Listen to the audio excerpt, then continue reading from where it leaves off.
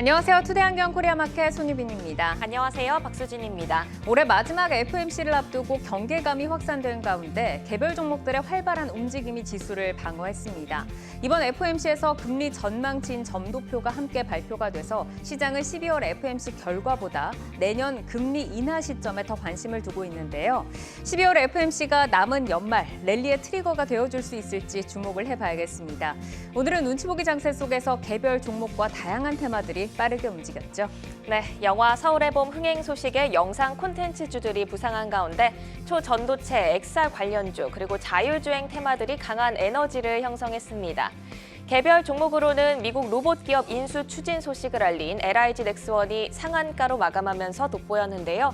이에 대한 국내외 증권가의 시각은 엇갈리고 있어 향후 추가로 나오는 세부 계획들의 모멘텀 잘 따라가 보셔야겠습니다. 눈치보기 장세 속 테마별 빠른 순환매가 돋보인 하루, 투데이안경 코리아마켓 첫 번째 이슈픽의 주인공은 누구일까요? 네, 올해 IPO 마지막 대여인 LS 머티리얼즈가 내일 코스닥 시장에 입성을 합니다. 기관 투자자 대상 수요 예측과 일반 청약에서 흥행몰이에 성공을 하면서 올해 2호 따따블에 대한 기대감이 고조되고 있는데요. 투데이안경 이슈픽 첫 번째, LS그룹 자회사 신사업 본격화입니다.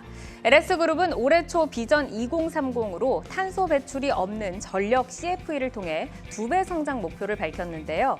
2차 전지 소재 분야 진출을 위해서 2조 원 이상 투자를 하면서 LS와 자회사 LS M&M이 올해 본격적으로 생산시설 건립에 나섰고요. LS전선의 자회사인 LS전선 아시아는 해적 케이블, 히토류 신사업을 본격화했습니다. LS전선의 또 다른 핵심 자회사인 LS 머티리얼즈, 내일 드디어 코스닥 시장에 상장을 하는데 오늘 LS그룹주의 흐름은 어땠나요? 네, 지주사인 LS를 제외한 모든 종목이 빨간불을 켜내면서 마감을 했습니다. LS 에코에너지로 사명 변경을 예고하며 본격 신사업 진출에 나선 LS전선 아시아가 가장 강한 탄력으로 랠리를 이어가며 신고가를 경신했습니다. 외에도 LS 일렉트릭, LS 네트워크스 등은 상승으로 마감했지만 에너지는 약했는데요.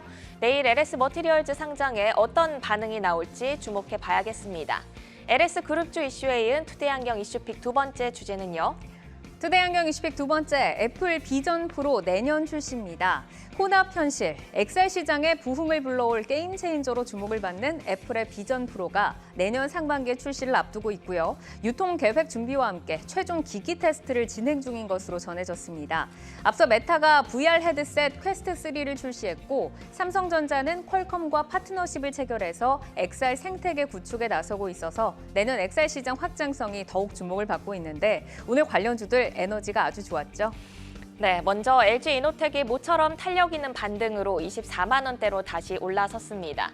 또 카메라 모듈 응용 범위가 자율주행 그리고 혼합현실 제품 등으로 넓어져 외형 성장이 기대된다는 평가에 세코닉스가 7% 상승으로 마감했습니다.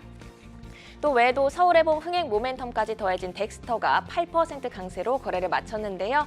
내년 시장 확장 기대감이 형성 중인 XR 기기 관련주, 종목별 성장 모멘텀 잘 비교하면서 차별화 전략 세워가셔야겠습니다. 투데이안경 이슈픽 종목, LS그룹주와 XR 관련주 가운데서 뜨거운 관심 받고 있는 LS전선 아시아, LS 머티리얼즈, LG이노텍 그리고 덱스터입니다. 종목들의 최적화된 매매 타이밍을 포착해보는 매도의 기술, 지금부터 시작합니다.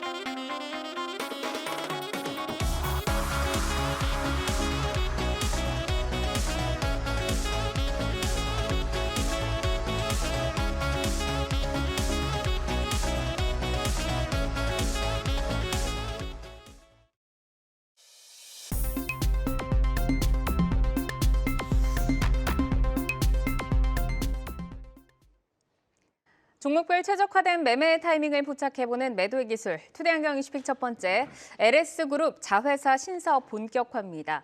LS그룹이 올해 2조 5천억 원 상당의 투자 계획을 밝히면서 배터리 소재 가치 사슬 조성과 더불어서 또 미래 먹거리 사업 행보를 가속화하는 가운데 내일은 LS 머트리얼즈가 상장을 합니다. LS M&M도 상장을 추진한다는 계획을 밝혔는데 LS그룹 내 비상장 자회사들의 상장 러시 과연 어떤 효과를 좀 기대를 해볼 수 있을까요, 부장님? 예, LS 그룹 하면은 전력 그리고 전선 그리고 비철금속이라든지 또 이 농기계까지 해서 전통적인 이 성숙기에 다 진입한 사업들을 주로 영위를 하고 있습니다. 그러다 보니까 이제 아무래도 폭발적인 성장은 조금 제한적일 수밖에 없는 부분들이고, 물론 이제 이익의 안정성은 상당히 높은 부분들인데, 일단 이 그룹의 성장을 이제 2차 전지 쪽으로 일단 방향을 잡은 것으로 이렇게 보여집니다. 먼저 LS 머트리얼스부터 보면은 전기차에 활용이 되는 그 중대형 울트라 커패시터를 주로 생산을 하고 있는 업체인데요. 이 부분은 연평균 한 25%가량의 고성장을 하는 분야이기도 하고요. 또 전기차 시스템 그 부품 사업까지도 같이 영위를 하면서 성장 동력을 찾고 있는 부분들이고요. LS M&M 같은 경우에는 지주사 LS에서 가장 이익 기여도가 높은 그런 자회사기도 한데, 국내 유일의 전기동 제련 업체인데요. 전기동뿐만 아니라 제련 과정에서 나오는 금이라든지 은, 황산과 같은 이 부산물까지 같이 판매를 하는 포트폴리오를 가지고 있는 회사입니다. 아무래도 이렇게 상장을 하는 가장 큰 이유는 무엇보다도 이 2조 원이 넘는 이런 설비 투자의 자금 마련이 가장 첫 번째 이유라고 좀 볼 수가 있는 부분들이고요. LS M&M 같은 경우에는 이제 동제련을 하다 보면은 이제 전구체의 기본 원료인 황산 니켈, 황산 코발트와 같은 그런 부산물들이 나오는데, 이것을 원재료로 해서 전구체 사업을 하고요. 또 LNF는 이 생산 기술을 같이 해서 이제 둘간에 이제 새만금의 이제 2026년 상반기를 목표로 착공을 목표로 지금 이제 진행을 지금 하고 있는 과정인데요. 네. 물론 착공이 아직 많이 남긴 했습니다만은 최근에 불거졌었던 이슈를 생각을 해보면은 외국 우려 기업의 지분 투자 제한이라는 그런 소식이 한번 있었죠. 하지만 이제 국내 업체 간의 이 합작 법인을 통해서 전구체 사업을 영위를 할 수 있다라면은 LS 그룹에 있어서는 상당한 향후에 미래 성장 동력으로서 또 하나 지금 큰 역할을 할 것으로 기대가 되는 그런 분야입니다.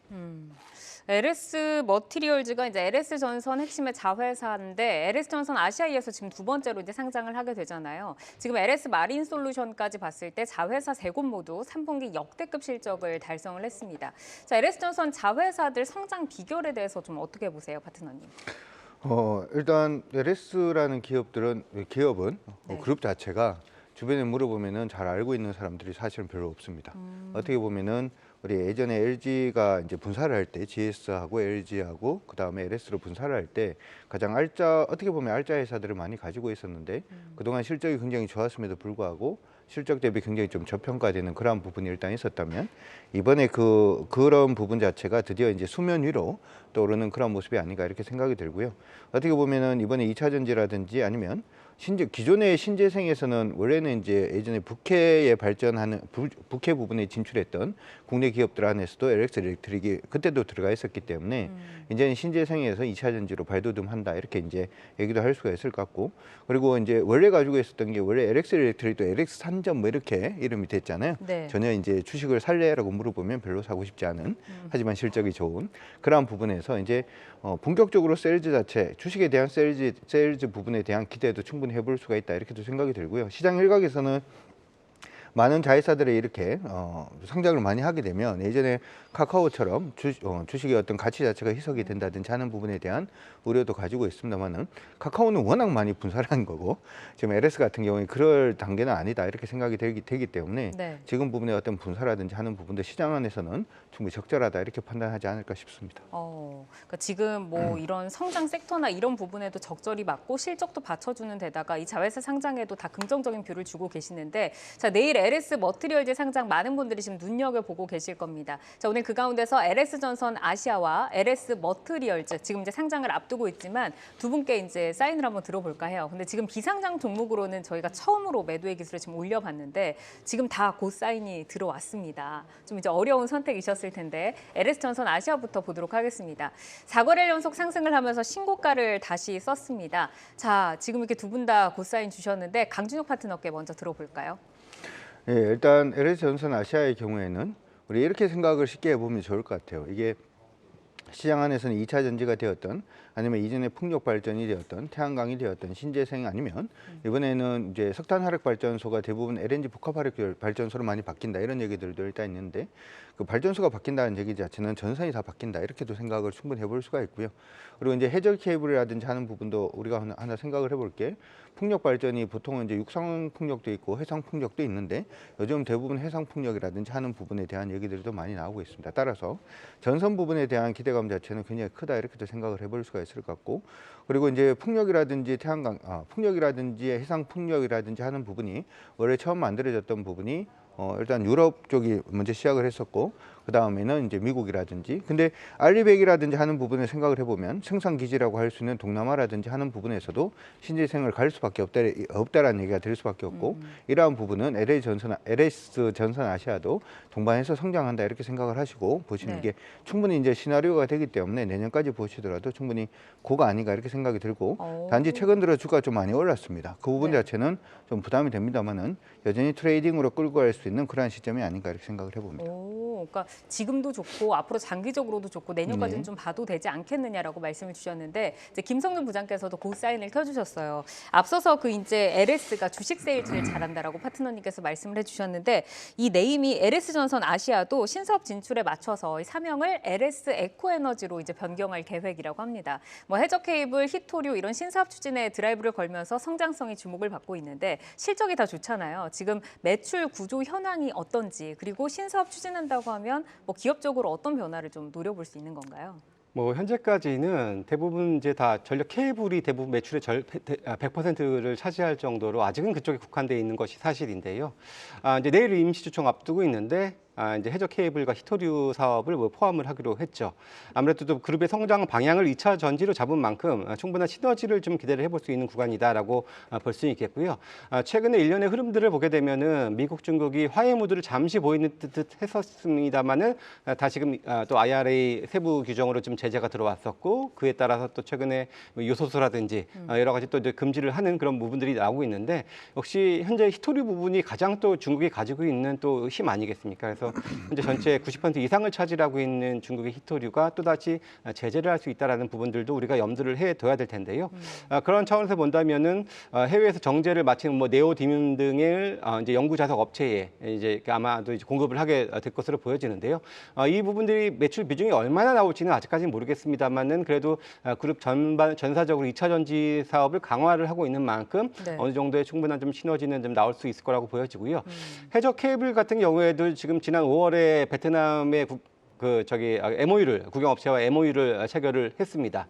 이 부분도 이제 내년부터 본격적으로 좀 가시화될 것으로 보여지는 것이 현재 베트남 정부의 신재생 에너지 비율이 이제 16%대인데 2030년까지 39%대까지 올리겠다라고 이제 발표를 했습니다. 그래서 그런 부분에 있어서는 좀 안정적인 수혜가 예상은 되긴 합니다만은 최근에 아시는 부분처럼 고금리화가 지속이 되면서 이 해상 케이블의 약간 좀 사업이 좀 더디게 진행되고 있는 것 또한 현실이거든요. 그래서 그렇다면은 내년 상반기부터 바로 터진다기보다도 이제 하반기로 갈수록 이런 부분들도 추가적인 매출 기여가 될 것으로 좀 기대가 된다 이렇게 보고 있습니다. 네, 부장님께 그 가격 전략을 좀 여쭤보고 싶은데 지금 이제 강준욱 파트너께서는 시너지가 앞으로 기대가 되고 내년이 기대가 된다라고 하셨고 부장님께서도 이제 내년에 하반기로 갈수록 기대해 볼 수 있다라고 하셨지만 지금 사실 이제 주가가 좀 많은 탄력을 받았잖아요. 내일 LS 머티리얼즈 상장 이슈로 좀 오른 부분도 있기 때문에 이걸 좀 디데이로 보고 좀 수익을 실현을 해야 할지 아니면 좀 장기적으로 가져가야 될지 어떤 전략 주실까요? 사실 뭐 LS 머티리얼즈와의 지분 관계가 얽혀 있지는 않습니다. 그래서 어떻게 보면 각계 전투라고 좀 보셔야 될 것 같긴 한데요. 네. 물론 지금 LS 전선 아시아의 밸류에이션은 상당히 좀 부담스러운 권역에 있는 건 사실입니다. 하지만 역사적인 신고가를 갱신을 했고 외국인 매수 하에 주도 하에 지금 이렇게 갱신을 해 오고 있는 상황이기 때문에 일단은 기술적으로 추가적인 강세도 가능하리라 이렇게 기대는 해보고요. 일단 그렇다면은 이전의 고점 대략 한 18,500원 정도 선이 될 것 것 같은데 그 정도 선이 일단 이탈되지 않는 한은 그래서 추세적으로 조금 더 끌고 가보자라고 말씀을 드리되 다만 한 25,000원 이상에서는 여전히 부담스러운 밸류에이션도 어느 정도 감안을 하셔서 일정 부분의 이제 차익 실현도 같이 병행해 가면서 들고 가는 것도 전략이 될 것 같습니다. 네, 우선 목표가는 25,000원을 주셨고 조금 더 누려보자 이익을라고 좀 정리를 해주셨습니다. 자, 이어서 LS 머트리얼즈 넘어가 보겠습니다.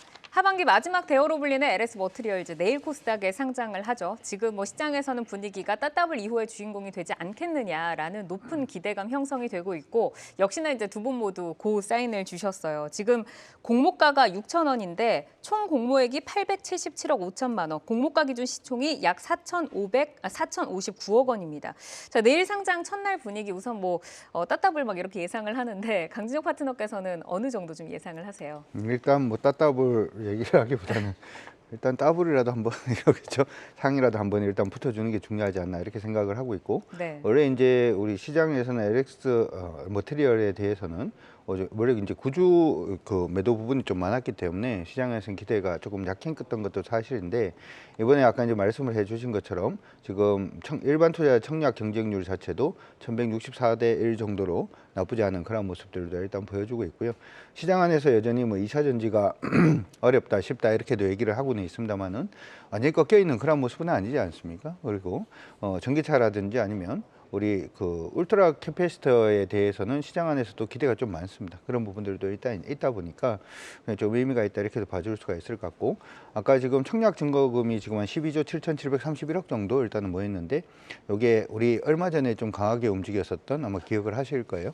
청약하고 난 다음에 조금 흔들렸지만 최근까지도 대장이라고 얘기했었던 두산 로보틱스 네. 같은 경우 아니면 상장하고 난 다음에 굉장히 좀 잘 움직였던 필에너지 같은 경우가 증거금을 한 10조 원 정도 넘었고 이번에 LS 그 지금 머티리얼 같은 경우에도 아까 말씀드린 대로 14조 정도 일단은 들어왔다라는 점을 생각을 해본다면 좀 흐름 자체는 굉장히 좀 좋을 것 같다 이렇게 생각을 해볼 수 있을 것 같습니다. 네. 이제 김성준 부장께서도 고 사인을 주셨는데 LS 이제 머트리얼즈가 뭘 하는 회사냐? 이제 차세대 2차 전지로 불리는 울트라 커패시티 시장을 주도하는 기업이고 이제 대형 제품에서는 세계 1위 점유율 그리고 이제 기술 경쟁력 보유를 하고 있다고 하더라고요. 지금 혹시 이제 투자자들이 내일 하루만 보는 게 아니라 앞으로 이 기업의 성장성을 좀 베팅하겠다. 어떤 성장 포인트를 따라가 봐야 될까요?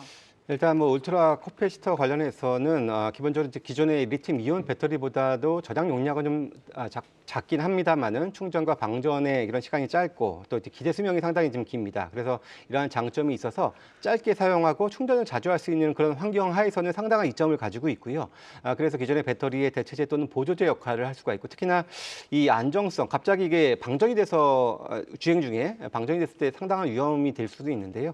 그럴 경우에 이제 비상 전원 장치로서 활용할 수 있는 그런 부분들이 좀 부각이 되고 있고요.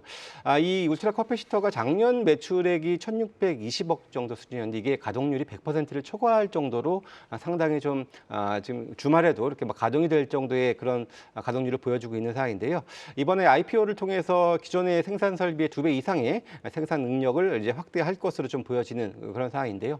이 울트라 커패시터 같은 경우에는 이게 클수록 기술력이 상당히 좀 더 필요로 하는 부분들인데 이쪽 분야에서 독보적으로 1위의 그런 시장 점유율을 가지고 있기 때문에 이런 측면 물론 이제 중국이 좀 가격 경쟁으로 조금 오긴 합니다만은 계속해서 뭐 이제 대중 제재가 더 강화되고 있는 상황이기 때문에 기술력을 좀 더 이미 입증이 됐고 또 생산 능력까지 확대를 한다면은 관련 분야에 있어서 상당히 좀 더 커나갈 수 있는 그런 잠재력 가지고 있는 회사라고 볼 수가 있습니다. 네, 이제 항상 이제 신규 상장주에 이제 따라다니는 게 또 이제 수급적인 내용인데 지금 뭐 유통 가능 물량이라던가 뭐 보호예수 물량이라던가 또 이런 부분들이 이제 주가가 얼마 정도까지 강할 수 있는가에 또 영향을 좀 미치잖아요. 이런 부분은 어떤 부분 좀 기억을 해볼까요, 파트너님? 일단 기본적으로 이제 성장할 수 있다라는 부분에서 우리가 좀 초점을 좀 많이 맞춰야 되지 않나 이렇게 생각이 들고요. 단기적인 부분에서는 아까 말씀드린 대로 원래 이제 상장한 지 얼마 안 된 종목들 같은 경우에 수급 따라서 움직이는 경우가 굉장히 좀 많습니다. 네. 수급 따라서 움직인다라고 하더라도 지금의 이제 증거금 정도면 충분히 한번 슈팅이 나올 수 있고 중장기적으로 일단 생각을 해본다라고 하더라도 저는 이런 게 있어요. 요즘도 이제 2차 전지 관련된 종목이 좀 별로다 이렇게 얘기는 합니다만은 WCP라든지 일부 종목군들 같은 경우는 여전히 긍정적 긍정적인 흐름들도 일단 보여주고 있거든요. 그렇기 때문에 계속해서 이쪽은 뭐 모멘텀이 계속 붙을 수밖에 없는 그러한 부분이기 때문에 장기적으로 한번 보셔도 좋을 것 같고, LS가 제가 생각을 할 때는 이번에는 조금 뭐라고 할까요? 약간 도끼를 품은 게 아닌가 이런 생각도 해봐요. 회사 자체가. 예, 일단 회사가 이제 이번 로드맵을 통해서 우리가 봐줄 수 있는 게 신재생을 어떻게 보면 리튬 부분을 이제 마련하는 것부터 시작을 해서 발전이라든지 아니면 소비단에 들어가는 전지까지도 일단 우리가 커버한다라는 부분을 일단 보여주는 거고, 이런 식으로 지금 커버를 하겠다라고 했던 회사가 하나가 있지 않습니까? 포스코홀딩스가 그쵸. 하고 있는 부분을 작은 단에서 이제 자기들이 한번 해보겠다라고 이제 기치를 내세운 거기 때문에 저는 그런 의미에서도 한번 그 의미를 두시고 한번 긍정적으로 봐주시는 게 어떨까 싶습니다. 네, 지금 긍정적 의미, 회사가 도끼를 품었다 이렇게 좀 나왔는데 파트너님께 하나의 질문을 좀 더 드리고 갈까요? 좀 어려운 질문이긴 한데 이제 내일 우선 어떻게 이제 가격이 형성될지 뭐 모르는 부분이긴 하지만 뭐 어떤 사인을 보고 조금 기준을 삼아서 매도를 해야 한달지 아니면 어느 정도까지는 좀 올라갈 수 있겠다할지 뭐 이런 부분 좀 팁 얻어볼 수 있을까요? 저는 일단 내일은 얼마에 출발할지는 조금 애매할 수는 있습니다만은 오전에 처음 형성되는 10분봉의 저가가 안 깨지면 일단 네. 중가까지는 끌고 가보겠습니다. 네. 그럼 부장님께도 바로 좀 여쭤보도록 하겠습니다.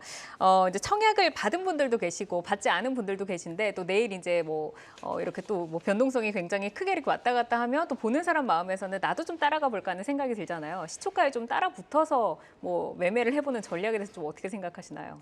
뭐 지금까지 전략 중에 가장 어려운 질문인데요. 사실 KNX가 따따블을 처음 성공을 한 다음 타자다 보니까 더더욱 네. 시장에 관심을 갖는 것 같은데, KNX 같은 경우에는 공모 자금이 뭐 170억대 정도에 불과했는데 아까 우리 파트너님께서도 말씀하셨습니다만 구주 매출도 상당히 좀 40% 가량이 포함이 돼 있어요. 그래서 네.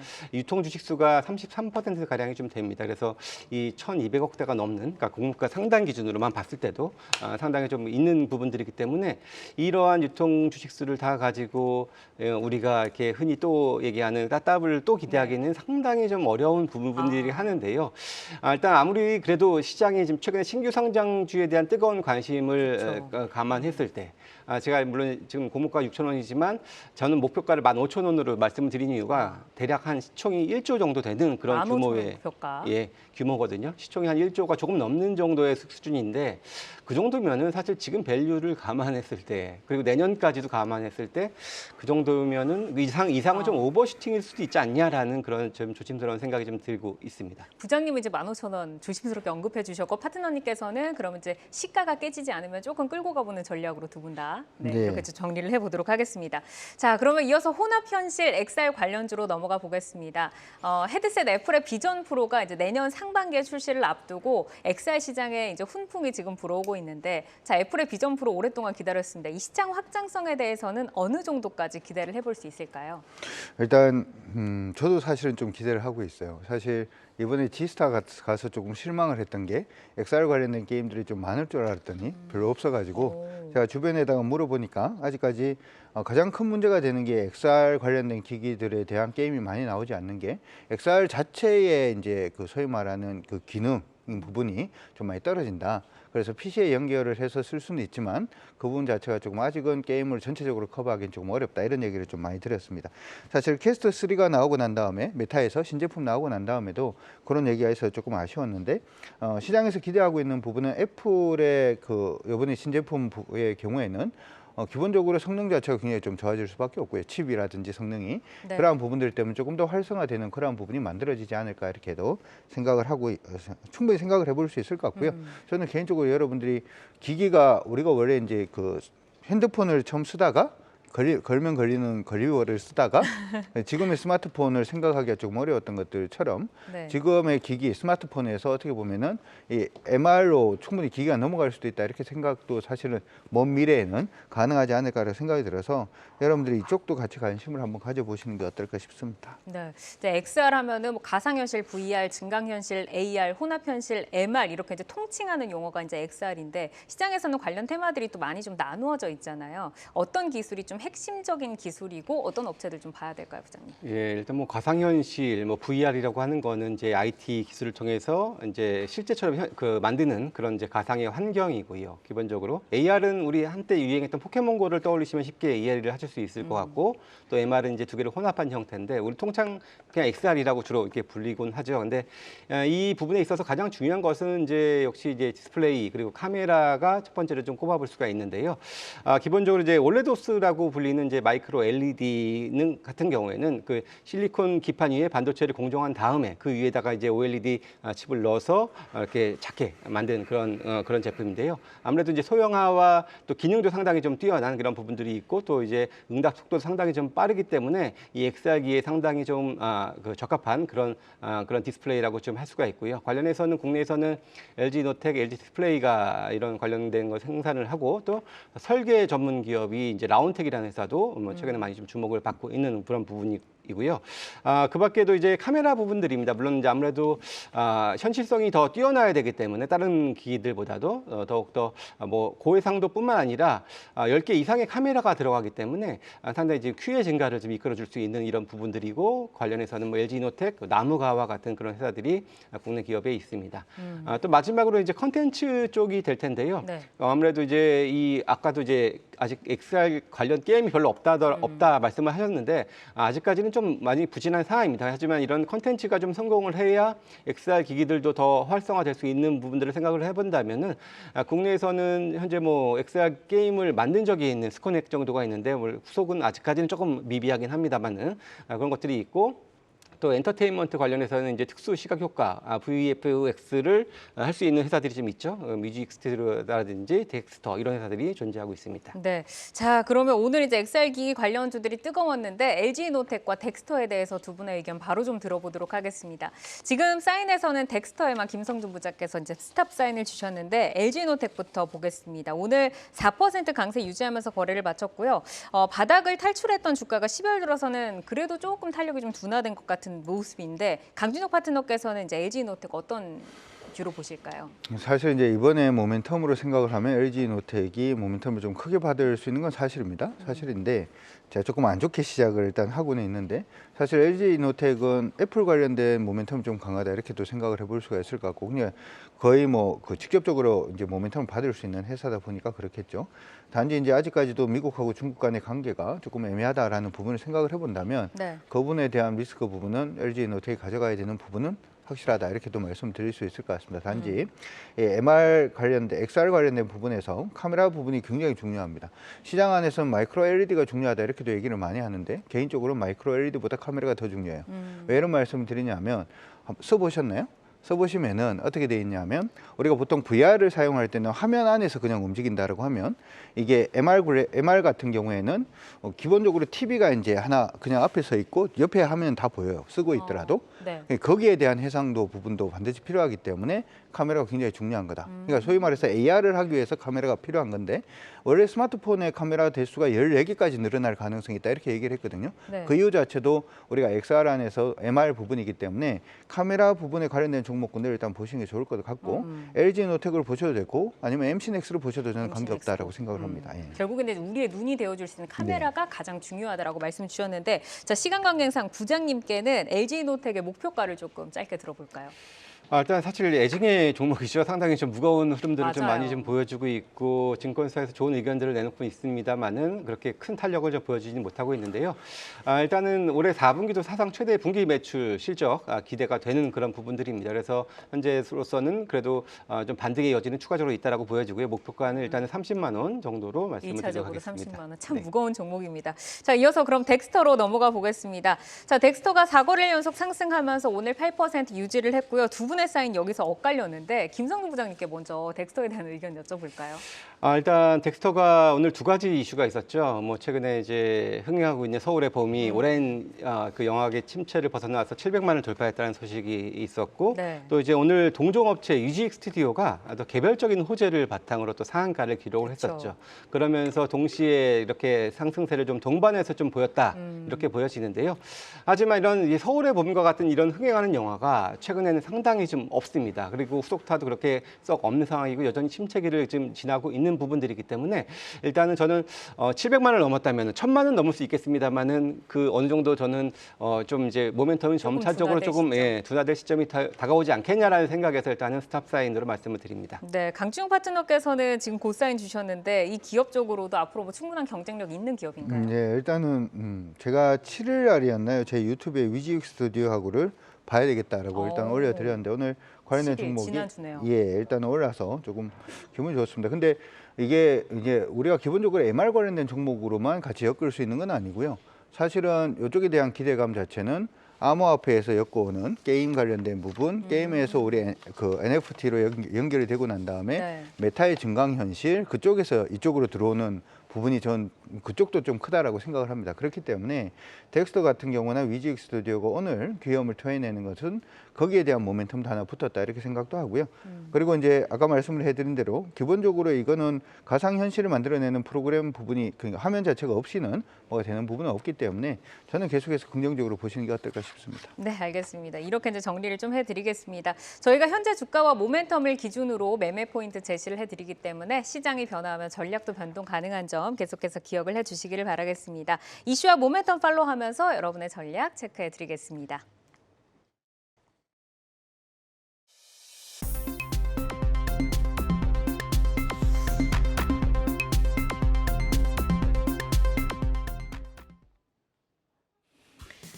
장 마감 후 4시부터 6시까지 진행되는 시간외 투자리그, 시간외 거래 동향 만나보는 이 시각 시간외 단일가입니다. 정규장 마감 후 오후 4시부터 6시까지 10분 단위로 시간외 단일가 거래가 이뤄지는데요. 시간외 주요 종목 등락률 실시간으로 생생하게 전달해 드리겠습니다. 그럼 이 시각 시간외 단일가 코스피 상승률 상위부터 체크해 볼까요? 네, 먼저 대상홀딩스 우선주 3% 강세를 보이면서 57,700원에 현재 출발하고 있습니다. 제일연마 그리고 DIB 동일도 코스피 상승률 상위단에 이름을 올리고 있고요. S&T 홀딩스도 3% 강세로 출발하는 모습 확인이 되고 있습니다. 또 자동차 부품주인 SM100세도 3% 오름세 보이면서 1,880원에 거래가 이어지고 있습니다. 계속해서 코스닥 상승률 상위 체크해 볼까요? 네, 코스닥에서는 UID 그리고 파커스가 6%대 강세, 에머리지, HLB 파나진이 8% 강세를 보이면서 출발하고 있습니다. 또 삼성전자와 SK하이닉스가 반도체 장비 재활용을 검토하겠다는 소식에 반도체 중고 장비 메인 매각 전문 업체로 부각되면서 서플러스 글로벌 지난 금요일에 11%대 급등세로 마감을 했는데요. 오늘은 약보합으로 쉬어가는 모습을 보였지만 시간에서 다시금 매수세 붙으면서 6% 강세로 출발하고 있습니다. 3,795원의 거래 이어지고 있네요. 이번에는 코스피 하락률 상위 보겠습니다. 네, 코스피에서는 오늘 두 자릿수 급등세로 마감한 솔루스 첨단 소재 우선주들이 현재 4% 넘는 하락세를 보이면서 하락률 상위단에 지금 자리를 하고 있습니다. 또 삼천리도 2% 약세를 보이면서 94,000원 선 지나가고 있고요. 의료기기주로 15% 급등세 나온 S메디 2% 가까운 약세로 지금 448원에 거래가 되고 있습니다. 마지막으로 코스닥 하락률 상위도 볼까요?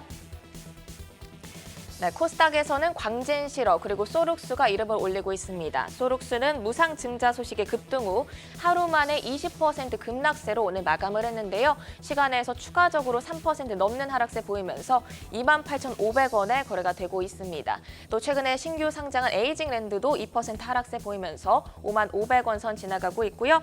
지니뮤직도 살펴보겠습니다. 그룹 에이티즈의 정규 2집이 빌보드 200 1위를 달성했다는 소식에 해당 앨범의 유통사로 부각되면서 지니뮤직 오늘 9% 급등세로 마감을 했는데요. 시간에서 차익 실현 매물 나오면서 2% 넘는 약세 흐름 가져가고 있습니다. 이렇게 이 시각 시간의 단일가 살펴봤는데요. 시간의 단일가 매매는 오후 6시까지 10분 단위로 매매가 체결됩니다. 모멘텀과 거래량 등 꼼꼼히 살펴보시고 시간 외에서도 성투 전략 세워가시기 바랍니다. 시간의 단일가 거래 동향, 잠시 후 시간의 단일가 특징주를 통해서도 확인하실 수 있습니다.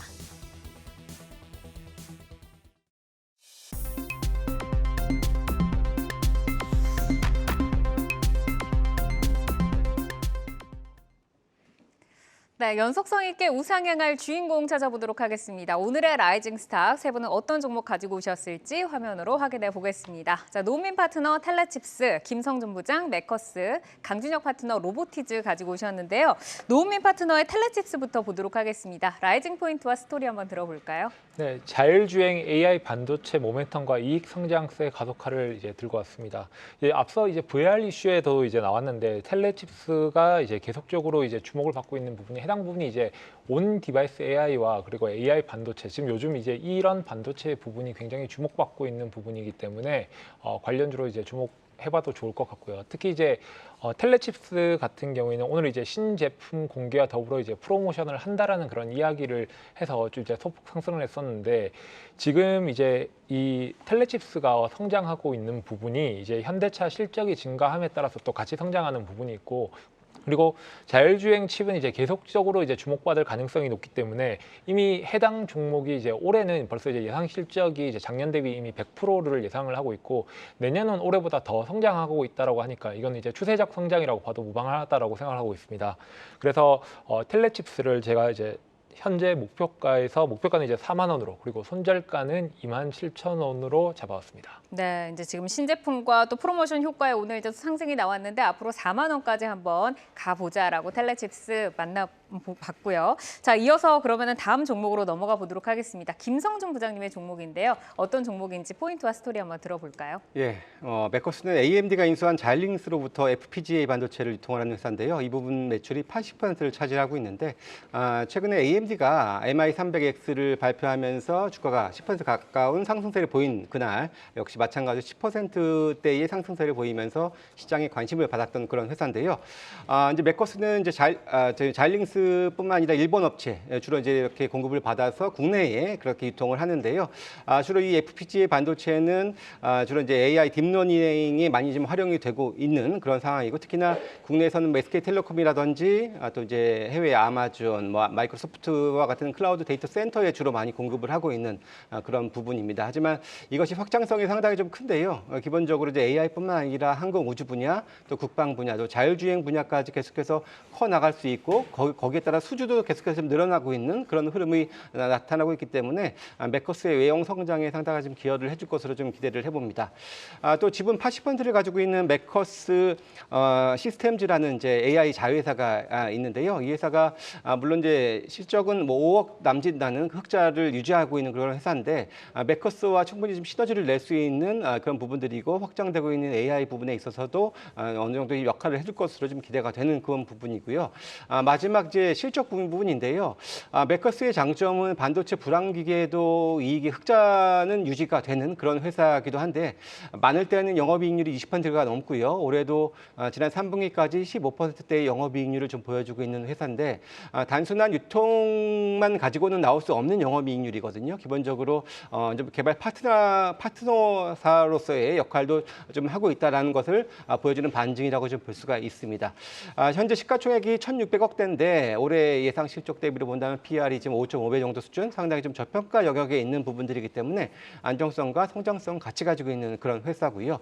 최근에 급등 후에 단기적인 이틀간의 조금 오늘까지 하루 좀 조정을 좀 음봉으로 이틀간의 음봉의 모습을 보여주고 있는데, 1차적으로 10,000원의 지지에 한번 기대를 해보는 상황이고, 손절 가격은 9,500원 정도 선, 목표 주가는 예전에도 한번 소개했던 그 목표가 13,500원 계속해서 다시 한번 말씀드리도록 하겠습니다. 네, 10,000원 지지 받는다면 목표가 13,500원 노려보자라고 정리를 해주셨고요. 강준혁 파트너의 로보티즈로 넘어가 보겠습니다. 오늘 탄력이 굉장히 강했는데 어떤 매력적인 포인트와 스토리 있을까요? 예, 로봇 관련된 종목군들은 뭐 식지 않는 일단 테마가 내년까지는 될 가능성이 높지 않을까라는 생각을 해봅니다.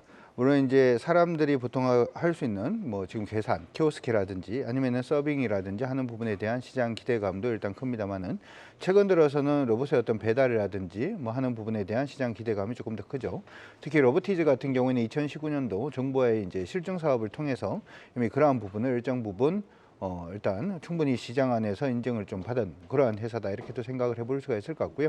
지금 일단 시장 안에서 이제 두 가지로 우리가 나눠 볼 수가 있는데 로보티즈 같은 경우에는 우리 뭐 배달을 한다라고 하면은 실내 배달이 있을 거고 아니면 실외 배달이 있을 겁니다. 그래서 자율주행 로봇 같은 경우에도 기본적으로는 직개미, 일개미 뭐 이러면서 구분을 일단 해놓은 부분인데 일단 같은 건물 안에서의 어떤 문서 배달이라든지 하는 부분은 이미 많이 진출이 되어 있는 그런 모습이 보여지고 있고요. 최근 들어서는 건물 안에서의 어떤 건물 밖에서 외부에서의 어떤 물품 택배라든지 하는 부분의 배달 사업도 충분히 시너지로 발휘를 할 수 있을 걸로 그렇게 생각을 하고 있습니다. 특히 내년 부분에는 롯데 글로벌 로직스하고 시나리오 부분을 방금 말씀해드렸던 택배라든지 하는 부분에 대한 시나리오 검토 부분도 일단은 준비가 되어 있기 때문에 계속해서 모멘텀이 나올 수 있는 그런 종목이 아닌가 이렇게 생각을 해보고요. 네. 목표는 38,000원, 손절은 23,000원 제시해드리도록 하겠습니다. 네, 알겠습니다. 목표가 38,000원 정리를 해주셨습니다. 자, 오늘 라이징 스탁은 텔레칩스와 메커스 그리고 로보티즈까지 만나봤고요. 내용 잘 참고를 해보시기를 바라겠습니다. 함께해 주신 김성준 하이투자증권 도곡 WM센터 부장, 강준혁 와우넷 파트너 여기서 인사드리겠습니다. 오늘도 좋은 말씀 고맙습니다.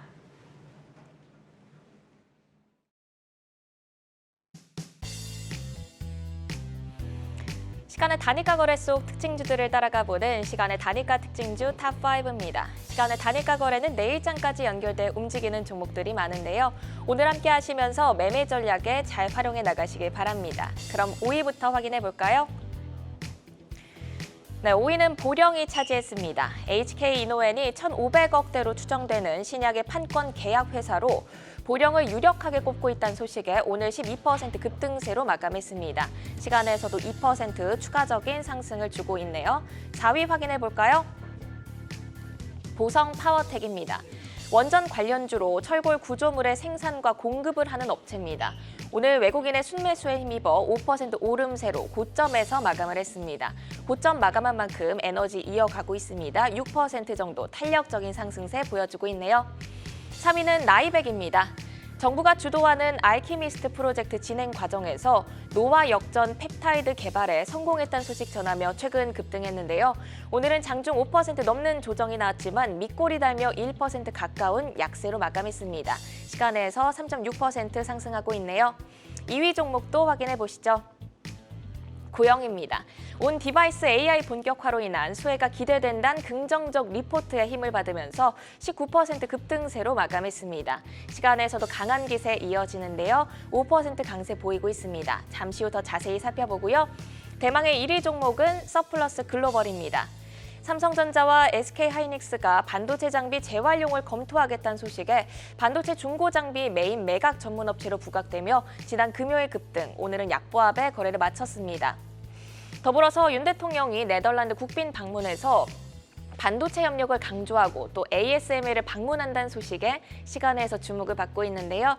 정규장에서는 약보합 마감으로 크게 반응이 없었는데 시간에서 거래량 실리면서 6% 강세 보여주고 있습니다. 이번 주에 좋은 에너지 이어갈 수 있을까요? 네, 지금 최근에 반도체 관련 종목들이 이제 IP 그리고 장비, 소켓 너나 할 것 없이 이제 순환매적인 측면으로 올라가고 있는 측면이기 때문에 특히 이번 네덜란드 방문에서 좀 핵심적으로 얘기되고 있는 게 이번 이제 ASML의 이제 장비를 추가적으로 확보할 수 있냐 없냐에 따라서 이제 이 부분이 굉장히 중요한 부분으로 부각되고 있기 때문에 그와 관련해서 서플러스 글로벌이 시간에서 올라가고 있는 걸로 판단하고 있습니다. 해당 종목은 제가 봤을 때는 추세적으로 상승한다라기보다는 단기적인 트레이딩으로서는 충분한 매매 포인트가 될 것으로 보니까 해당 부분 참고하셔서 전략에 쓰시면 좋을 것 같습니다. 네, 단기적인 트레이딩 관점에서 말씀 주셨고요. 이어서 시간의 단일가 특징주 2위 고영도 보겠습니다. 증권가에서 온 디바이스 AI와 HBM 검사 수요 증가에 따라서 성장성이 주목된다라는 평가에 오늘 20% 가까이 급등세를 시현했습니다. 시간에서도 거래량 실리면서 5% 강세 보여주고 있는데요. 저점 탈출의 본격 신호라고 볼 수 있을까요? 일단 고영이라는 종목은 좀 상대적으로 이제 시가총액이 큰 부분이긴 하지만은 해당 종목이 가지고 있는 실적이라든지 가지고 있는 포텐셜에 비해서는 솔직히 저평가를 받고 있는 국면이라고 생각을 하고 있습니다. 그래서 최근에 이제 수술용 로봇과 더불어서 이제 고영이 가지고 있는 반도체 검사 부분에서 고대역폭 메모리에 대한 검사 수요가 증가한다라는 것은 앞으로 반도체에 대한 시장에 좀 추가적인 가능성을 확인시켜 준 거기 때문에 해당 부분이 실적으로 돌아선다라면은 충분히 저점 탈출에 대한 신호라고 확인할 수 있을 것 같습니다. 네, 이어서 오늘 장 특징주로 코스메카 코리아도 보겠습니다. NH투자증권에서 4분기 역대 최대 분기 매출을 달성할 것이다라는 전망에 오늘 주목을 받았습니다. 이익 성장 추이 그리고 향후 주목하면서 대응할 모멘텀 혹시 있을까요? 일단 화장품 관련주는 전체적으로 좀 최근에는 원래는 중국 관련되어서 단체적으로 테마로 묶여서 상승을 했었는데 최근에 VT를 예로 들던가 혹은 코스메카 코리아를 봤을 때도 개별적으로 실적이 강한 종목들이 좀 올라가고 그리고 그에 관련되어 있는 종목이 따라가는 경향성을 보이고 있습니다. 물론 해당 종목이 최근에 미국으로 판매되는 실적이 굉장히 좋기 때문에 그 부분이 상승적인 요소를 미쳤다라고 생각이 들고 추가적으로 상승이 이어가기 위해서는 중국에 대한 시장에 대한 중국 시장이 멀쩡하다라는 것과 그리고 미국 시장이 계속적으로 유효하다라는 것이 확인된다면은 충분히 추가적으로 상승할 수 있는 부분이라고 생각하고 있습니다. 네, 이어서 위즈윅 스튜디오도 볼까요? 배우 이정재와 정우성과 함께 와이더 플랜이 공동 유상증자에 참여한다는 소식에 상한가로 마감을 했습니다. 시장에서는 이정재 테마다라는 그런 단어도 보이더라고요. 모멘텀의 연속성 어떻게 보실까요?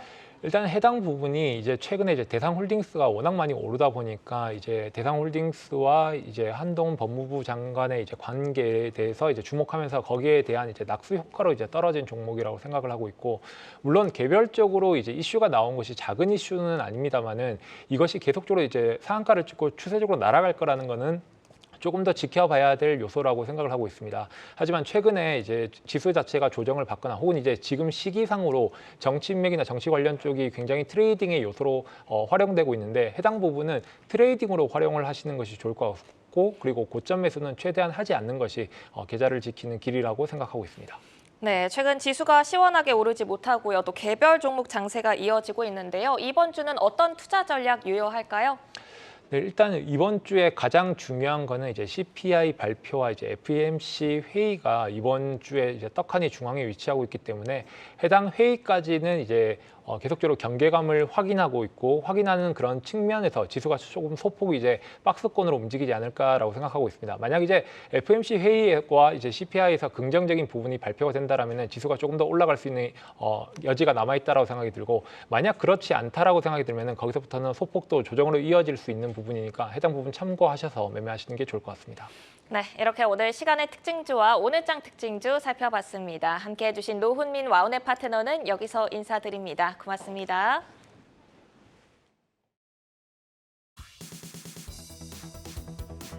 글로벌 증시 브리핑 전해드립니다. 오늘 중화권 증시가 변동성이 꽤 큽니다. 상해지수와 선전지수가 장 초반에 하락세를 보이다가 오후 들어 상승 전환을 했는데요. 0.7%, 0.8% 각각 오르면서 마감을 했습니다.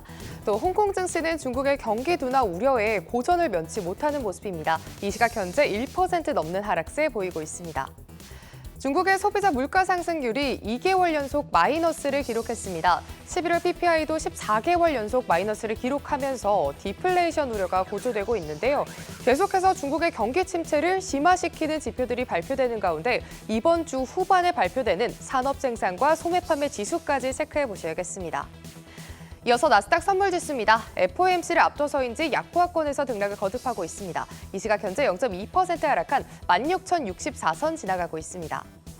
이번 주 미국의 FOMC를 앞두고 우리 시장은 관망세가 짙은 모습이었습니다. 오는 12일부터 이틀간 올해의 마지막 FOMC가 개최가 되는데요. 시장에서는 금리 결정보다는 내년 금리 인하 시점과 규모에 대한 연준의 힌트에 주목하고 있습니다. 지금까지 글로벌 증시 브리핑 이마인이었습니다. 투데이안경 코리아마켓 오늘 저희가 준비한 소식은 여기까지입니다. 네, 투데이안경 코리아마켓 방송 후에도 라이징 스탁으로 다시 돌려보실 수 있으니까요. 여러분의 포트를 풍성하게 채워갈 좋은 종목들과 함께 하시기 바랍니다. 오늘도 함께해 주신 여러분 고맙습니다.